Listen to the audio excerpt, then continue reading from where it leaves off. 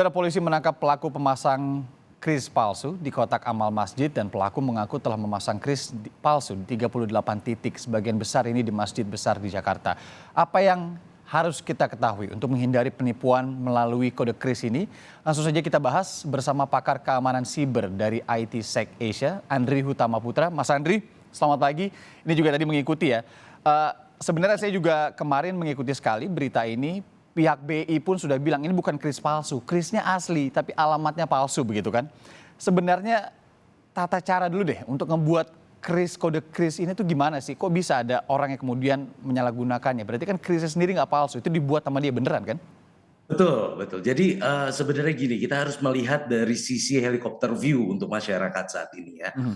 Bahwa kita saat ini memasuki era digital transformasi, which is itu adalah industri 4.0. Jadi sebelumnya kita memasuki era adalah segala sesuatunya analog. Dan saat ini kita memasuki industri 4.0, which is di situ adalah digital transformasi akan membantu proses di mana IT sebelumnya menjadi support, saat ini IT menjadi core. Kita mengetahui saat kita di masa pandemi, digital ekonomi itu membangun ekonomi di Indonesia. Jadi sangat membantu. Di sini sebagai background kita mengetahui bahwa digitalisasi ataupun teknologi ini harfiahnya sebenarnya membantu, memudahkan. Ya. Jadi kris sebenarnya diciptakan adalah untuk memberikan kemudahan kepada masyarakat bagaimana cara bertransaksi secara user experience-nya gitu. Jadi kris ini saat diberikan pertama kali sebagai individu kita bisa mengenerate, dan untuk Oke. pelaku-pelaku usaha pasti nantinya di dalamnya akan memenuhi administrasi-administrasi yang harus diterapkan dan dipenuhi untuk bisa di-generate tersebut. Jadi sebenarnya hal ini sudah kita sosialisasikan sebelumnya dari sisi IT Sec Asia dan dari sisi saya sendiri, bahwa kita harus waspada terhadap QRIS gitu kan, atau kris saat ini gitu. Mhm. Karena kita mengetahui bahwa dari sisi keamanan informasi kita tidak bisa terlepas dari tiga sisi utama. Yang pertama adalah people, proses, dan teknologi. Teknologi kita mengetahui saat ini berkembang pesat.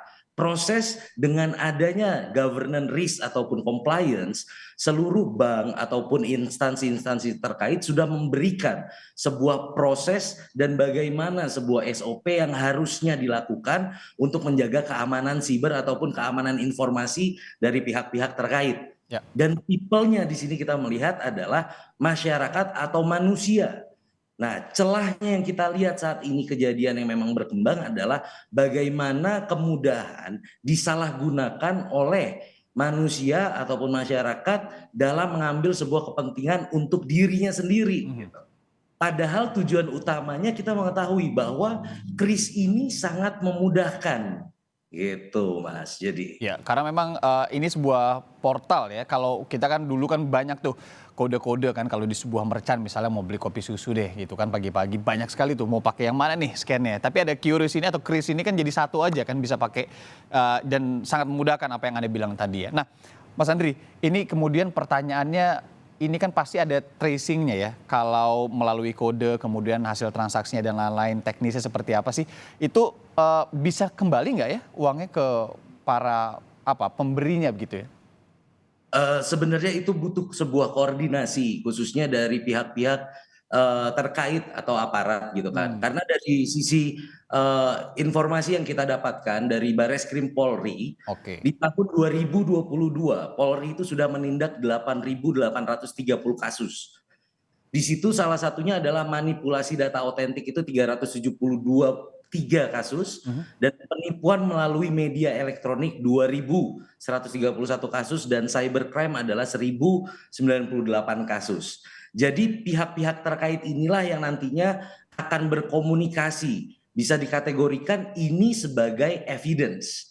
Jadi legal standing itulah yang nantinya akan bisa membawa dan akan berkoordinasi dengan pihak terkait ataupun bank yang nantinya akan bisa ditarik. Tetapi apabila dana ini memang sudah dipakai oleh pelaku, maka itu pun juga akan menjadikan sebuah concern utama bagi Oke. masyarakat gitu. Oke, Mas Andri langsung aja. Gimana kita tahu? yang kita atau antisipasi masyarakat deh gimana ya biar nggak ketipu sama kode kris palsu oknum-oknum yang menggunakan ini secara salah begitu. Apa yang harus diketahui masyarakat, apa yang harus diketahui oleh merchant itu juga. Jadi ada dua sisi yang harus kemudian mengantisipasi misalnya. Baik, dari sisi merchant yang pasti adalah setelah mengikuti administrasi dan mendapatkan kris kodenya, maka merchant harus selalu menyimpan kode itu saat tutup dan menjaga saat dibuka merchant tersebut. Karena kode tersebut logikanya di situ kita bisa analogikan adalah sebuah identitas. Seperti nomor rekening tidak mungkin kita tunjukkan ke orang-orang gitu. Ya. Nah, dari sisi masyarakat khususnya yang kita terkait dengan people, kita harus mengetahui bahwa pemirsa itu hanya menggunakan QR code dari lembaga-lembaga resmi dan jangan pindai pemindah kris ataupun QR code jika mencurigakan. Gitu. Oh ini udah tempelannya baru, backgroundnya nggak baru nih. Nah, segala hal yang mencurigakan kita harus lebih waspada dan harus lebih bisa bijak gitu. Yang berikutnya kita harus teliti melihat QR di poster atau di flyer, kita cek fisiknya itu gimana, ada tumpukan-tumpukannya atau tidak yang saya bilang sebelumnya. Dan yang berikutnya itu bagaimana kita bisa meriksa dari sisi uniform resource locator-nya dari URL-nya dan hati-hati jika URL-nya itu dipersingkat. Ada banyak teknologi seperti QR, pemindah QR saat kita dekatkan saja itu sudah mulai ada pembacanya. Dan kita harus waspada dari poin pertama dan poin kedua juga yang tadi saya sebutkan. Yang berikutnya adalah gunakan pemindah QR yang dapat melihat halaman URL yang tadi saya bilang. Karena apa? Verifikasi dengan pemilik outlet itu benar atau tidak, itu yang harus dipertanyakan juga oleh masyarakat. Saat kita belanja di kedai kopi, QR ini betul nggak ya Pak? Gitu. Ataupun QR yang memang terpampang di dinding ataupun di kasir ataupun dimanapun, karena QR ini basisnya nantinya tidak hanya dipakai untuk sebuah transaksi. Jadi QR ini untuk meredirect link URL yang memangnya nanti akan mempermudah masyarakat untuk tidak perlu mengetik segala sesuatu. Jadi lebih automate gitu. Yang terakhir adalah jangan pula kita bagikan QR yang ada informasi pribadi kita. Karena saat ini sebelumnya pemerintah juga sudah mengeluarkan perlindungan data pribadi. Jadi masyarakat juga harus mengetahui bahwa apa sih sebenarnya data pribadi itu, klasifikasi data umum itu apa, klasifikasi data khusus itu apa gitu kan. Apakah klasifikasi data umum itu yang kita tahu hanyalah dari sisi KTP yang paling mudah?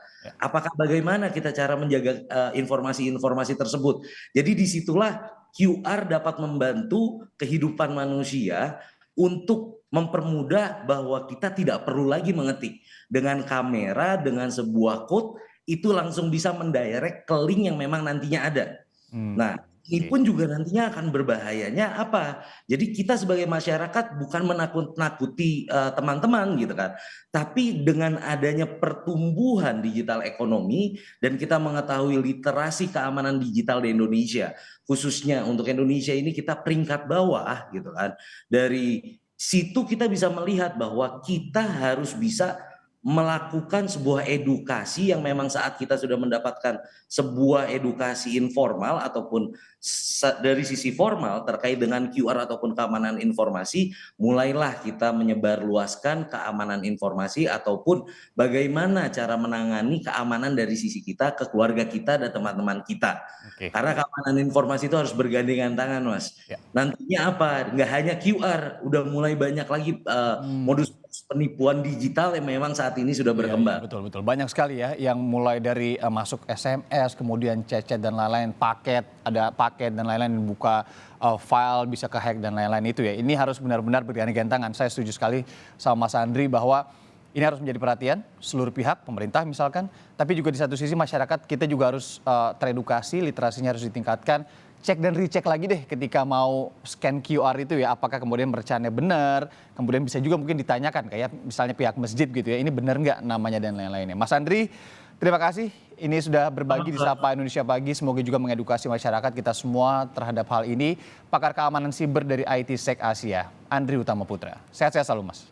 Sehat-sehat selalu juga Mas, salam sehat.